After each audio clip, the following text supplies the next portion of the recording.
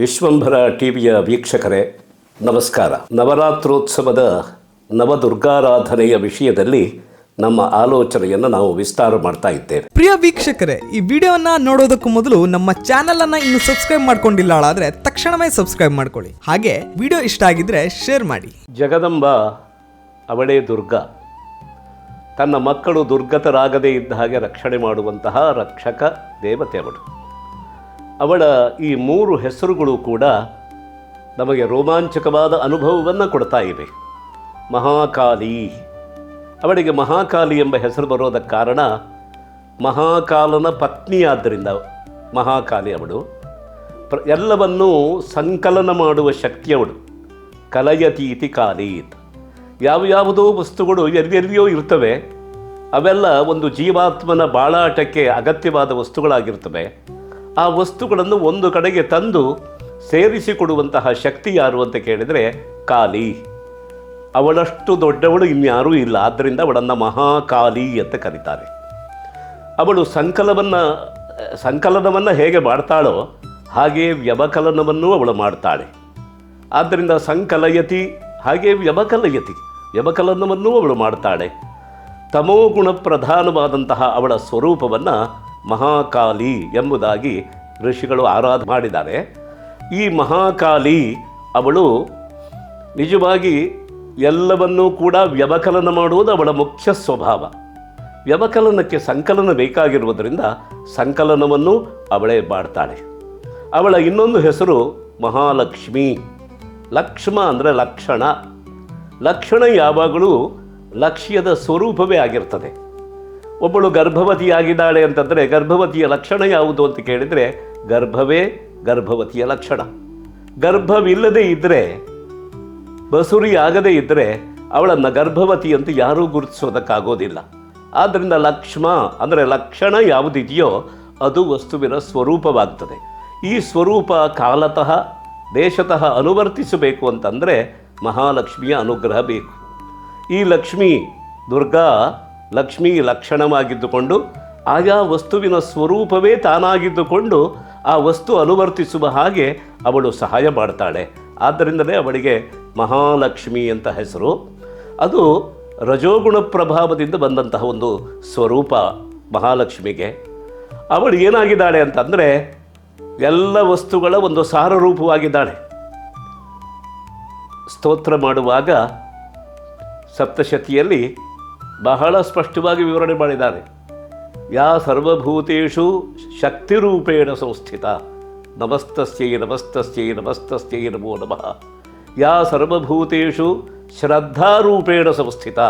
ಹೀಗೆ 16-17 ಪ್ರಕಾರಗಳನ್ನು ಉಲ್ಲೇಖ ಮಾಡಿದ್ದಾರೆ ಸ್ತೋತ್ರ ಮಾಡುವಾಗ.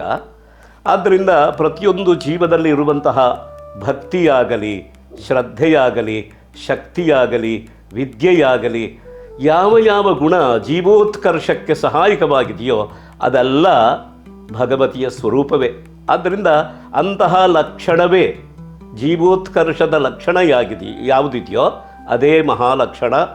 ಅಂತಹ ಮಹಾಲಕ್ಷ್ಮವುಳ್ಳವಳೇ ಮಹಾಲಕ್ಷ್ಮಿ. ಈ ಮಹಾಲಕ್ಷ್ಮಿ ನಿಜವಾಗಿ ಇಲ್ಲದೇ ಇದ್ದರೆ ಜೀವಾತ್ಮನ ಉತ್ಕರ್ಷವೆಂಬುದು ಸಾಧ್ಯವಿಲ್ಲ. ಆದ್ದರಿಂದ ಅದನ್ನು ಆರಾಧನೆ ಮಾಡಿ ಆ ಶಕ್ತಿಯ ಒಂದು ಸಾರವನ್ನು, ಅದರ ಒಂದು ಪ್ರಾಕಟ್ಯವನ್ನು ಜೀವಾತ್ಮದಲ್ಲಿ ಹೆಚ್ಚಿಸುವುದೇ ಈ ವ್ರತದ ಒಂದು ಉದ್ದೇಶವಾಗಿದೆ. ಆದ್ದರಿಂದ ಜಗದಂಬ ಮಹಾಲಕ್ಷ್ಮಿ ರೂಪದಿಂದ ನಮಗೆ ಅನುಗ್ರಹವನ್ನು ಮಾಡ್ತಾಳೆ. ಅದೇ ರೀತಿ ಮಹಾಸರಸ್ವತಿ ಅವಳು. ಸರಸ್ವತಿ ಅಂದರೆ ಜ್ಞಾನಾಧಿದೇವತೆ. ಸರಸ್ವತಿ ಅಂದರೆ ವಾಗಧೀಶ್ವರಿ. ಒಳ್ಳೆಯ ವಿವೇಕ ಮತ್ತು ವಾಕ್ಪ್ರವೃತ್ತಿ ಇಲ್ಲದೇ ಇದ್ದರೆ ಒಬ್ಬ ಮನುಷ್ಯ ಉತ್ಕರ್ಷವನ್ನು ಸಾಧನೆ ಮಾಡೋದಕ್ಕೆ ಸಾಧ್ಯ ಇಲ್ಲ. ಒಬ್ಬ ವ್ಯಕ್ತಿ ಜೀವಿಸಿದವನು, ಬದುಕ್ತಾ ಇರುವವನು ಒಬ್ಬ ಸಾಧಕನಾಗಬೇಕು ಅಂತಂದರೆ ಅವನಿಗೆ ವಿವೇಕ ಬೇಕು. ನಿತ್ಯಾನಿತ್ಯ ವಸ್ತು ವಿವೇಕ ಅದರಲ್ಲಿ ಹುಟ್ಟಬೇಕು. ಇದು ನಿತ್ಯ, ಇದು ಅನಿತ್ಯ, ಇದು ಪೂಜ್ಯ, ಇದು ತ್ಯಾಜ್ಯ, ಇದು ಹೇಯ, ಇದು ಉಪಾದೇಯ ಎಂಬ ವಿವೇಕ ಇದ್ದರೆ ಮಾತ್ರ ಆ ವ್ಯಕ್ತಿ ಸಾಧನೆಯ ಮಾರ್ಗದಲ್ಲಿ ಮುಂದೆ ಹೋಗೋದಕ್ಕೆ ಸಾಧ್ಯ ಇದೆ. ಈ ವಿವೇಕ ಸರಸ್ವತಿಯ ಅನುಗ್ರಹದಿಂದ ಸಾಧ್ಯ. ಸರಸ್ವತಿ ಅಂದರೆ ವಾಗಧೀಶ್ವರಿ ಅವಳು.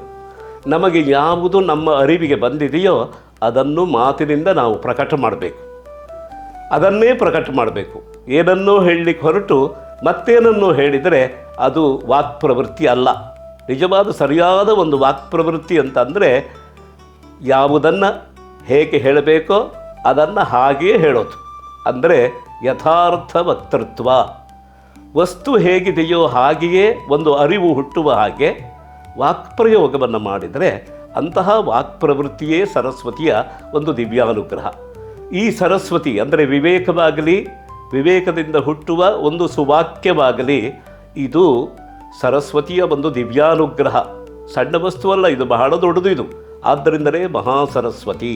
ಈ ಮಹಾಸರಸ್ವತಿ ಸತ್ವೋದ್ರೇಕದಿಂದ ಉಂಟಾದಂತಹ ಒಂದು ಜಗದಂಬಾ ಭಗವತಿಯ ಸ್ವರೂಪ ಆಗಿದೆ. ಅದನ್ನು ಆರಾಧನೆ ಮಾಡಬೇಕಾಗಿದೆ. ಆದ್ದರಿಂದ ಸತ್ವ ರಜಸ್ ತಮಸ್ ಎಂಬ ತ್ರಿಗುಣ ಸ್ವರೂಪಳಾಗಿದ್ದಾಳೆ ದೇವಿ. ಹಾಗಂತ ತ್ರಿಗುಣಾತೀತಳೂ ಆಗಿದ್ದಾಳೆ. ಆ ಗುಣವೇ ಆಗಿದ್ದುಕೊಂಡು ಆ ಗುಣದಿಂದ ಅತೀತವಾಗುವ ಒಂದು ದಿವ್ಯವಾದ ಅನುಗ್ರಹವನ್ನು ಅವಳು ಮಾಡ್ತಾ ಇದ್ದಾಳೆ. ಈಗ ಗುಣಾತ್ಮಕವಾಗದೇ ಇದ್ದರೆ, ತ್ರಿಗುಣಾತ್ಮಕವಾಗಿ ಇಲ್ಲದೇ ಇದ್ದರೆ ಅದನ್ನು ದಾಟುವುದಕ್ಕೆ ಪ್ರೇರಣೆಯನ್ನು ಕೊಡುವುದಕ್ಕೆ ಸಾಧ್ಯ ಇಲ್ಲ. ಮಾತಾ ಜಗದಂಬ ಪ್ರಕೃತಿ ಸ್ವರೂಪವಾಗಿದ್ದುಕೊಂಡು ನಮ್ಮೆಲ್ಲರನ್ನ ಈ ಪ್ರಕೃತಿಗೆ ತಂದು ಪ್ರಕೃತಿಯ ಬಂಧನಕ್ಕೆ ಈಡು ಮಾಡಿದವಳು ಅವಳೇ. ನಮ್ಮನ್ನು ಕರೆತಂದವಳು ಆ ಮಹಾತಾಯಿಯೇ. ಅವಳ ಅನುಗ್ರಹವಿದ್ದರೆ ಈ ಪ್ರಕೃತಿಯ ಬಂಧನದಿಂದ ಅವಳ ಪ್ರೀತಿಯ ಮಕ್ಕಳಾದ ನಾವು ದಾಟಿ ಹೋಗುವುದಕ್ಕೆ ಸಾಧ್ಯ ಆಗ್ತದೆ.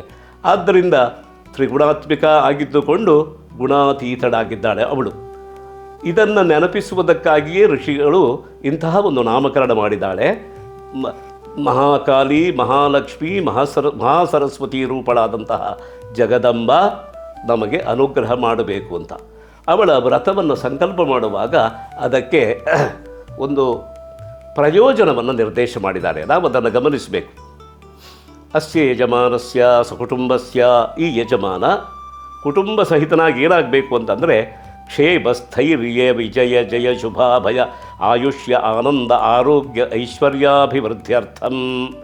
ಅವನ ಕ್ಷೇಮ ಸ್ಥೈರ್ಯ ಜಯ ವಿಜಯ ಶುಭ ಅಭಯ ಆನಂದ ಐಶ್ವರ್ಯ ಇವೆಲ್ಲವೂ ಅಭಿವೃದ್ಧಿಯನ್ನು ಹೊಂದಬೇಕು. ಧರ್ಮಾರ್ಥ ಕಾಮಮೋಕ್ಷ ಪುರುಷಾರ್ಥ ಫಲಸಿದ್ಧ್ಯರ್ಥಂ. ಚತುರ್ವಿಧವಾದಂತಹ ಪುರುಷಾರ್ಥಗಳನ್ನು ಶಾಸ್ತ್ರಕಾರರು ಗುರುತಿಸಿದ್ದಾರೆ. ಈ 4 ವಿಧವಾದ ಪುರುಷಾರ್ಥಗಳನ್ನು ಪಡೆಯುವುದೇ ಈ ವ್ರತದ ಉದ್ದೇಶ. ಸರ್ವಾಪನ್ನಿವೃತ್ತ್ಯರ್ಥಂ. ತಾಯಿಯ ಅನುಗ್ರಹವಾದರೆ ತಾಯಿ ಕರುಣೆಯಿಂದ ಪರಮಾನುಗ್ರಹವನ್ನು ಮಾಡಿದಳು ಅಂತಾದರೆ ಎಲ್ಲ ಆಪತ್ತುಗಳು ನಿವಾರಣೆಯನ್ನು ಹೊಂದವೆ. ಆಪತ್ತುಗಳು ಆಧ್ಯಾತ್ಮಿಕವಾಗಿರಬಹುದು, ಆಧಿದೈವಿಕವಾಗಿರಬಹುದು, ಆಧಿಭೌತಿಕವಾಗಿರಬಹುದು. ಈ ಎಲ್ಲ ವಿಧವಾದ ಆಪತ್ತುಗಳನ್ನು ನಿವಾರಿಸುವ ಶಕ್ತಿ ಜಗದಂಬೆಯಾದ ದುರ್ಗಿಗೆ ಮಾತ್ರ ಇದೆ. ಆದ್ದರಿಂದ ಸರ್ವಾಪನ್ನಿವೃತ್ತ್ಯರ್ಥಂ ಸರ್ವಾಭೀಷ್ಟ ಪ್ರಾಪ್ತ್ಯರ್ಥಂ. ಎಲ್ಲ ಅಭೀಷ್ಟಗಳು ನಮಗೇನೇನು ಬೇಕಾಗಿದೆಯೋ, ಮನೆ ಬೇಕು, ಮಠ ಬೇಕು, ವಾಹನ ಬೇಕು, ಮಡದಿ ಬೇಕು, ಮಕ್ಕಳು ಬೇಕು, ಅನ್ನ ಬೇಕು, ವಸ್ತ್ರ ಬೇಕು, ಯಾವುದು ಬೇಡ, ಒಳ್ಳೆಯ ಜೀವನ, ಐಹಿಕವಾದಂತಹ ಒಂದು ಉಜ್ವಲವಾದ ಜೀವನವನ್ನು ನಿರ್ವಾಹ ಮಾಡುವುದಕ್ಕೆ ಯಾವ ಯಾವ ವಸ್ತುಗಳು ಬೇಕಿವೆಯೋ ಆ ಎಲ್ಲ ವಸ್ತುಗಳನ್ನು ಅವಳು ತಂದು ಒದಗಿಸಿಕೊಡ್ತಾಳೆ. ಅದೇ ರೀತಿ ಈ ಪ್ರಪಂಚವನ್ನು ದಾಟುವುದಕ್ಕೆ ಬೇಕಾದಂತಹ ಈ ಭವಸಾಗರವನ್ನು ದಾಟುವುದಕ್ಕೆ ಬೇಕಾದ ನೌಕೆಯನ್ನು ಅವಳೇ ತಂದು ಕೊಡ್ತಾಳೆ. ಸರ್ವಾಭೀಷ್ಟ ಪ್ರಾಪ್ತ್ಯರ್ಥಂ, ಪ್ರಾಪ್ತಿಗಾಗಿ ಸಕಲ ವಿದ್ಯಾ ಪ್ರಾಪ್ತೆಯೇ. ಎಲ್ಲ ವಿಧವಾದ ವಿದ್ಯೆಗಳು ಬೇಕು ನಮಗೆ. ಇದೊಂದು ವಿದ್ಯೆ ಸಾಕು, ಆ ವಿದ್ಯೆ ಬೇಕು, ಈ ವಿದ್ಯೆ ಬೇಡ ಅಂತ ಇಲ್ಲವೇ ಇಲ್ಲ. ಒಂದು ಜೀವ ಉತ್ಕೃಷ್ಟವಾದ ಸ್ಥಿತಿಯನ್ನು ಪಡ್ಕೊಳ್ಳೋದಕ್ಕೆ ಯಾವ ಯಾವ ವಿದ್ಯೆಗಳು ಅವಶ್ಯಕವಾಗಿವೆಯೋ ಆ ಎಲ್ಲ ವಿದ್ಯೆಗಳ ಒಂದು ಪ್ರಾಪ್ತಿಗಾಗಿ ದುಷ್ಟಗ್ರಹ ನಿವೃತ್ತ್ಯರ್ಥಂ. ಬೇರೆ ಬೇರೆ ದುಷ್ಟಗ್ರಹಗಳಿವೆ, ಕ್ಷುದ್ರಗ್ರಹಗಳಿವೆ, ಅವುಗಳಿಂದ ನಮಗೆ ಆಗಾಗ ಬಾಧೆಯುಂಟಾಗತ್ತೆ. ಈ ಬಾಧೆಯನ್ನು ನಿವಾರಿಸುವುದಕ್ಕೆ ಸಮಸ್ತ ದುರಿತ ನಿವಾರಣಾರ್ಥಂ. ನಮಗೆ ಗೊತ್ತಿದ್ದೋ ಗೊತ್ತಿಲ್ಲದೆಯೋ ಅನೇಕ ಪಾಪಗಳನ್ನು ನಾವು ಮಾಡಿರ್ತಾ ಇರ್ತೇವೆ. ಆ ಮಾಡಿದ ಪಾಪಗಳನ್ನು ನಿವಾರಣೆ ಮಾಡುವುದಕ್ಕೆ. ಆಮೇಲೆ ಶ್ರೀ ಮಹಾಕಾಳಿ, ಮಹಾಲಕ್ಷ್ಮಿ, ಮಹಾಸರಸ್ವತಿ ಪ್ರೀತ್ಯರ್ಥಂ. ಅವಳ ಪ್ರೀತಿಗಾಗಿ ನವರಾತ್ರಿಯ ಈ ಪರ್ವಕಾಲದಲ್ಲಿ ದುರ್ಗಾರಾಧನ ಅಹಂಕರಿಷ್ಯೆ, ನವದುರ್ಗಾರಾಧನೆಯನ್ನು ನಾನು ಮಾಡುತ್ತೇನೆ ಅಂತ ಹೇಳಿ ಸಂಕಲ್ಪವನ್ನು ಮಾಡಬೇಕು. ಸಂಕಲ್ಪ ಕರ್ಮ ಮಾನಸಂ ಅಂತ ಹೇಳಿದ್ದಾರೆ. ನಾವು ಮನಸ್ಸಿನಿಂದ ನಿಶ್ಚಯ ಮಾಡಿಕೊಡ್ಬೇಕು. ಈ 9 ದಿವಸ ಒಬ್ಬ ವ್ರತನಿಷ್ಠನಿಗೆ ಯಾವ ಯಾವ ನಿಯಮಗಳನ್ನು ಹೇಳಿದಾರೋ ಆ ನಿಯಮಗಳನ್ನು ಪಾಲಿಸ್ತಾ ನಾನು ಈ ವ್ರತವನ್ನು ನಿರ್ವಾಹ ಮಾಡುತ್ತೇನೆ.